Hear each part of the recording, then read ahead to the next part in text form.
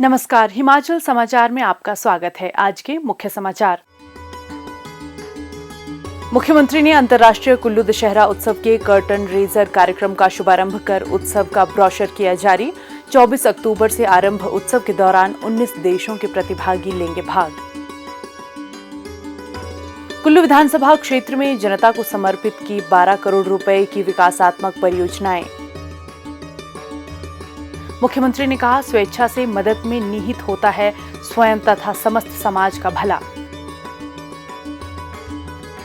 आपदा राहत कोष और मुख्यमंत्री राहत कोष में अंशदान। प्रदेश सरकार सुगम और सुलभ परिवहन के साथ साथ पर्यावरण अनुकूल परिवहन की सुविधा प्रदान करने के लिए तत्परता के साथ कर रही कार्य। और अब समाचार विस्तार से। मुख्यमंत्री ठाकुर सुखविंदर सिंह सुक्खू ने इस वर्ष 24 से 30 अक्टूबर 2023 तक आयोजित किए जा रहे अंतर्राष्ट्रीय कुल्लू दशहरा उत्सव के पूर्वावलोकन कर्टन रेजर कार्यक्रम का शुभारंभ कर इसका ब्रोशर जारी किया। आज शिमला में राज्य स्तरीय कुल्लू दशहरा समिति की बैठक की अध्यक्षता करते हुए मुख्यमंत्री ने कहा कि ये उत्सव इस क्षेत्र में पर्यटन को बढ़ावा देने में एक महत्वपूर्ण कदम साबित होगा। मुख्यमंत्री ने अधिकारियों को उत्सव के लिए क्षेत्र में निर्बाध परिवहन सुविधा सुनिश्चित करने के दृष्टिगत मंडी मनाली राष्ट्रीय राजमार्ग का मुरम्मत कार्य युद्ध स्तर पर पूरा करने के निर्देश दिए। उन्होंने कहा कि बरसात के दौरान प्रदेश विशेषकर कुल्लू जिले में पर्यटन क्षेत्र पूरी तरह से प्रभावित हुआ है।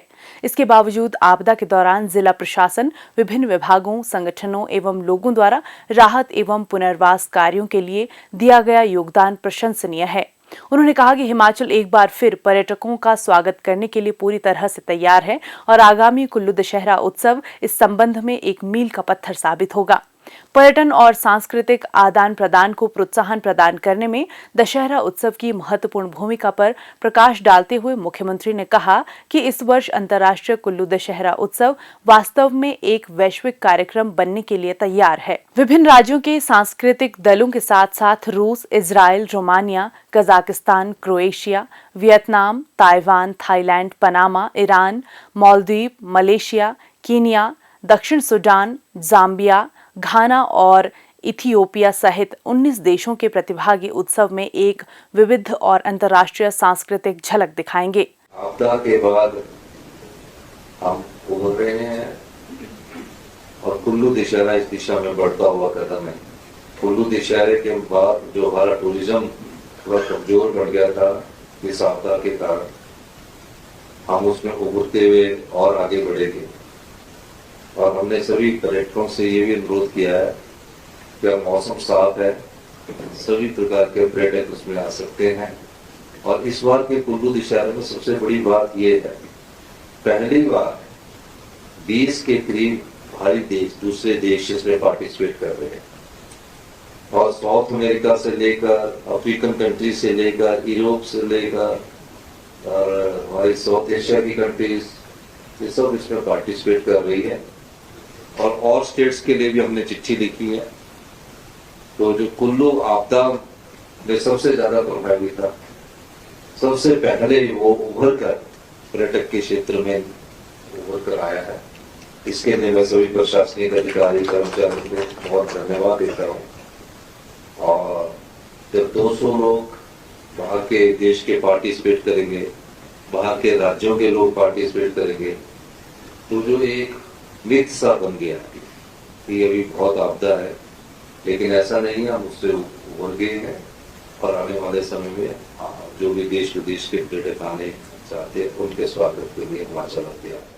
उत्सव में 25 अक्टूबर को सांस्कृतिक परेड और 30 अक्टूबर को कुल्लू कार्निवल का आयोजन किया जाएगा। इसके साथ ही 13 विभाग क्षेत्र की समृद्ध विरासत को प्रदर्शित करते हुए पैगोडा टेंट में प्रदर्शनियां लगाएंगे। मुख्यमंत्री ने सभी प्रतिभागियों और उपस्थित लोगों की सुरक्षा सुनिश्चित करने के लिए पर्याप्त सुरक्षा इंतजाम सुनिश्चित करने के निर्देश दिए। इसके अलावा उन्होंने सांस्कृतिक एवं लोक परंपराओं को संरक्षित करने के लिए उत्सव के दौरान पारंपरिक खेलों और स्थानीय लोक कलाकारों को बढ़ावा देने के महत्व पर बल दिया। मेले और त्योहार राज्य की समृद्ध सांस्कृतिक विरासत को संरक्षित करने और इसके प्रचार प्रसार में महत्वपूर्ण भूमिका निभाते हैं। उन्होंने प्रदेश की सांस्कृतिक धरोहर के संरक्षण के लिए सरकार की प्रतिबद्धता को दोहराते हुए कहा कि कुल्लू दशहरा धार्मिक मान्यताओं और सांस्कृतिक मूल्यों का वैश्विक प्रतीक है।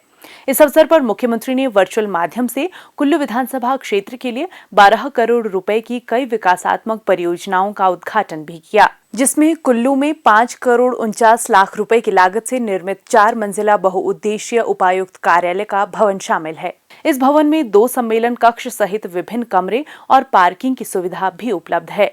इसके अतिरिक्त मुख्यमंत्री ने ढालपुर में उभरती खेल प्रतिभाओं के लिए 3 करोड़ रुपए से निर्मित इंडोर बैडमिंटन हॉल का उद्घाटन तथा कुल्लू में 3 करोड़ 51 लाख रुपए की लागत से निर्मित महिला पुलिस स्टेशन भी जनता को समर्पित किया।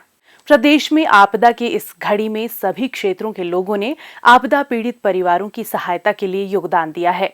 मुख्यमंत्री ठाकुर सुखविंदर सिंह सुक्खू तथा उनके परिवार ने इस उद्देश्य के लिए अपनी प्रतिबद्धता का प्रदर्शन किया है। मुख्यमंत्री ने अपनी निजी जमा पूंजी से 51 लाख रुपए की राशि आपदा राहत कोष 2023 में दान दी है। उनकी 88 वर्षीय माता श्रीमती संसार देवी ने भी 50,000 रुपए का अंशदान कर अपनी उदारता का परिचय दिया है। मुख्यमंत्री ने हाल ही में एक चर्चा के दौरान कहा कि स्कूल और कॉलेज के दिनों से ही जरूरतमंदों की मदद तथा दान उनके व्यक्तित्व का अभिन्न अंग रहा है। जब इस आपदा के दौरान छोटे बच्चों को अपने गुल्लक तोड़कर प्रभावितों के लिए अंशदान देते हुए देखा तो उनमें भी अपनी क्षमता के अनुरूप इसमें सहयोग करने का भाव जागा, क्योंकि दूसरों की मदद से हमें आत्मिक संतुष्टि प्राप्त होती है। मुख्यमंत्री ने कहा कि स्वेच्छा से किसी की मदद करना मनुष्य का जन्मजात गुण है और किसी का भला चाहने अथवा करने से स्वयं का तथा समस्त समाज का भी भला होता है। प्रदेश की समस्त जनता मेरा बड़ा परिवार है। उन्हें संकट की इस घड़ी में मदद की आवश्यकता है और ऐसे में आगे बढ़कर सभी की सहायता करना हमारा कर्तव्य है। उन्होंने कोविड-19 महामारी के दौरान दिए गए योगदान का स्मरण करने पर कहा कि ये कार्य बिना किसी श्रेय के केवल मात्र मानवता की सहायता के लिए किए गए हैं। उल्लेखनीय है कि मुख्यमंत्री बनने से पहले एक विधायक के रूप में भी ठाकुर सुखविंदर सिंह सुक्खू ने कोरोना महामारी से निपटने में अपना महत्वपूर्ण योगदान दिया है। उन्होंने अपने 1 वर्ष के वेतन के अलावा अपनी एफडी में से 11 लाख रुपए का अंशदान किया था। इस बरसात के दौरान प्रदेश में जान व माल का भारी नुकसान हुआ है। इस दौरान 441 व्यक्तियों की मृत्यु हुई है तथा सार्वजनिक व निजी संपत्ति को 12,000 करोड़ रुपए से अधिक का नुकसान हुआ है। लोगों की आजीविका, मूलभूत अधोसंरचना तथा पर्यटन गतिविधियों पर इस आपदा का भारी प्रभाव पड़ा है। इसके बावजूद इस दौरान प्रदेश के लोगों ने एकजुटता और साहस का परिचय दिया है, जो सराहनीय है। इस मुश्किल घड़ी में मुख्यमंत्री के नेतृत्व ने भी दृढ़ता और करुणा की मिसाल पेश की है, जिसकी सराहना विश्व बैंक, नीति आयोग जैसे संस्थानों सहित पूर्व मुख्यमंत्री श्री शांता कुमार ने भी की है। इसके अतिरिक्त ये देश में संभवतः पहला उदाहरण है कि जब किसी मुख्यमंत्री ने अपने कार्यकाल में अपनी तथा अपने परिवार की संचित जमा पूंजी जरूरतमंदों की सहायता के लिए दान की हो। हिमाचल प्रदेश राज्य सहकारी बैंक के अध्यक्ष श्री देवेंद्र श्याम ने शनिवार को शिमला में मुख्यमंत्री ठाकुर सुखविंदर सिंह सुक्खू को आपदा राहत कोष के लिए अपनी बचत से 3 लाख रुपए का चेक प्रदान किया। जेबीटी एंड डीएलएड प्रशिक्षित बेरोजगार संघ के एक प्रतिनिधि मंडल ने मुख्यमंत्री को मुख्यमंत्री राहत कोष के लिए 51,000 रुपए का चेक भेंट किया। मुख्यमंत्री ने इस पुनीत कार्य के लिए आभार व्यक्त करते हुए कहा कि सभी क्षेत्रों के लोग उदारता पूर्वक अंशदान देने के लिए आगे आ रहे हैं, जो आपदा से प्रभावित परिवारों को राहत पहुंचाने में काफी मददगार साबित होगा। सरकार प्रदेश में सुगम और सुलभ परिवहन के साथ साथ पर्यावरण अनुकूल परिवहन की सुविधा प्रदान करने के लिए तत्परता के साथ कार्य कर रही है। हिमाचल को देश के ई वाहनों के संचालन में आदर्श राज्य के रूप में विकसित करने के प्रयास किए जा रहे हैं।